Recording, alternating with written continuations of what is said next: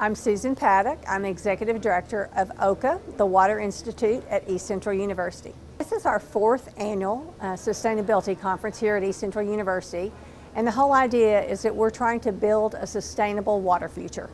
We do that by having an annual conference every year in which we bring people from all across the fields of agriculture, oil and gas, landowners, mining companies, citizens like you and I that want to talk about how we work together to build a sustainable water future. It's really easy to become complacent when we have plenty of rain, but we need to plan for those times when we don't have so much rain. We need to think about drought contingency. We need to think about how we preserve our water sources for our children and our grandchildren.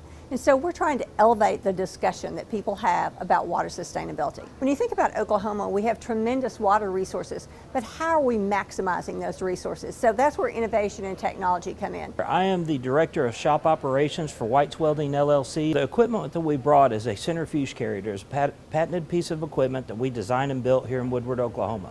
We run this equipment on the East Coast. EPA is a little stouter out there. So what we do is take all the cuttings and fluids from the well bore as they're drilling a hole.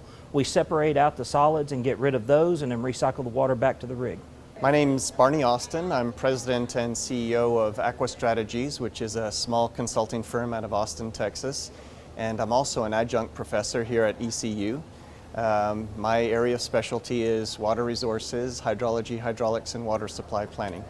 I think the challenges are to implement water management strategies that come about through a good formal planning process. And Oklahoma, I think, is considering a regional water planning approach where regional groups across the state are developing water management strategies for future water supply.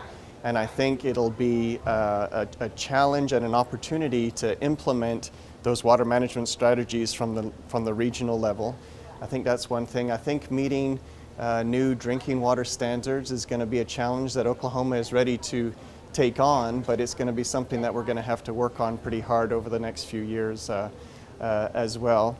The state is also looking at how to implement or how to develop methodologies and implement in-stream flow practices. And so what that involves is figuring out how much water we need to leave in our streams and rivers to protect those recreational interests, protect those environmental interests, and the economy that's driven around those issues.